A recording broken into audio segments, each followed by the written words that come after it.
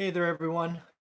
I just wanted to do another live this morning before my interview starts at 8 o'clock because I saw an article that scared me not quite to death. Kind of expect things like this by now.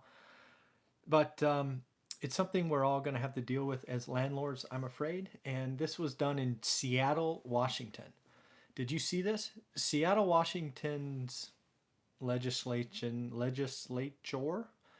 just passed a law stating that you cannot evict tenants for what was supposed to be 5 months out of the year. It seems like they may have negotiated it down to 3 months. But basically, the original proposal was you, as a landlord, could not evict any tenants from November 1st to April 1st. I want to say that again. Seattle wants to eliminate evictions from November 1st to April 1st. That's 5/12 of a year. I mean, really? I mean, why would you want to be a landlord in an environment like that? So first off, let's step back and ask ourselves, really, what's the intent of the law?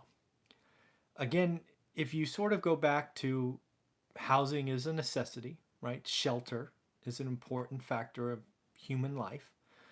Seattle gets cold in the winter, right? It actually snows there.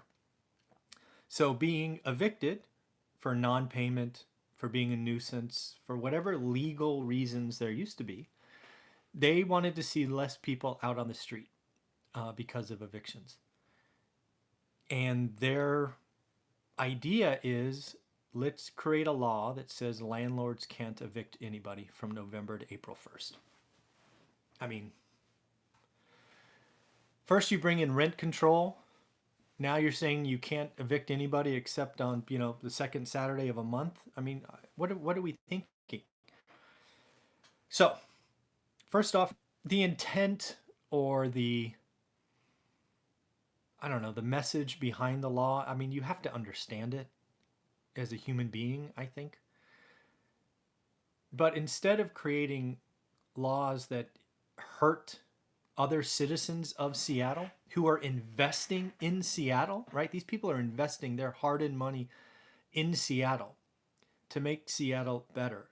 Instead of hurting them, why don't you get off your butt and create some more housing, right? Create small housing, right?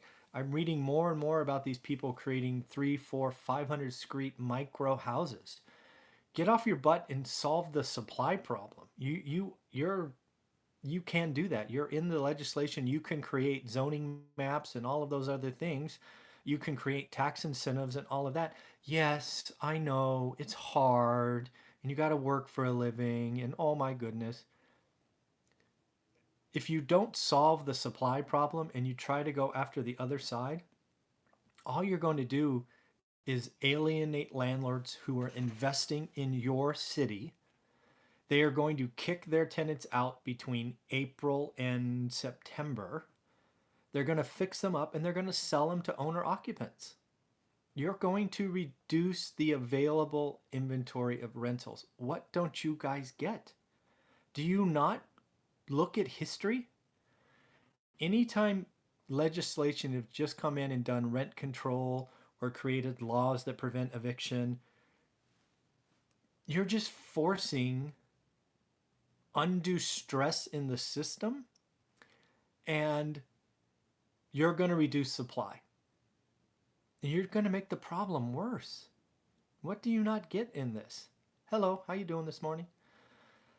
So Seattle, you have a supply problem. Your city is booming. Congratulations. You owe Amazon and Microsoft and others a ton. Go after it now. Go make more units. How you doing? I think that's JB, if I'm reading that right. So you have a supply problem. Your economy is booming.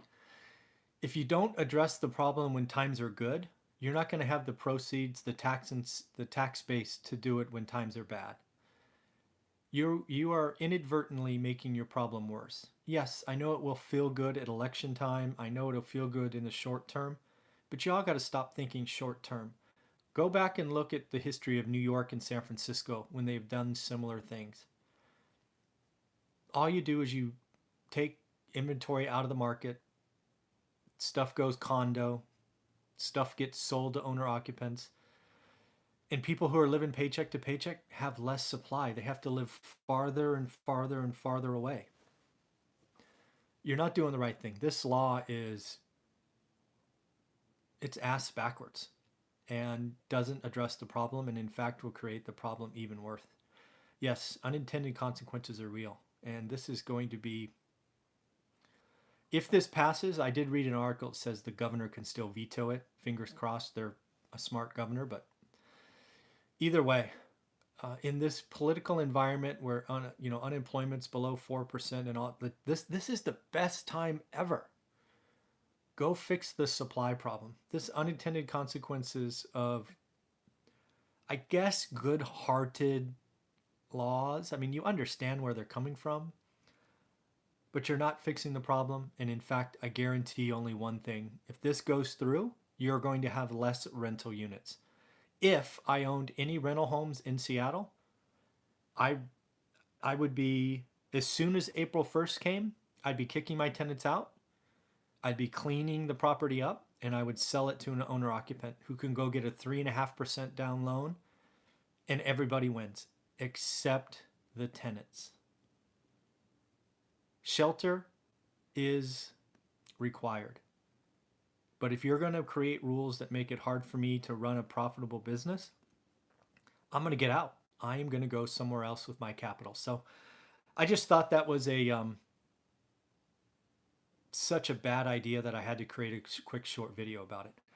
All right, if you guys see any more rent control or any more of these, stopping evictions from around the country, make sure you send a note, put it in one of the comments so I can look at it, because I see some crazy things going on now, and I'd love to stay up to date.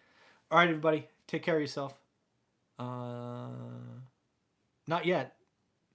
I don't want to be diversified yet. Too much risk. The question from Troy there was, does something like this make you want to diversify? Because if you follow our story, we're all in one market in California. And right now the answer is no. The downside is still too great for me, running another team, adding complexities and risk. But I certainly understand the question. If that law was brought to Fresno, California, for example, I don't know what I would do. I might sell some stuff, though. Might happen. All right, everybody. Have a wonderful day. Take care of yourself.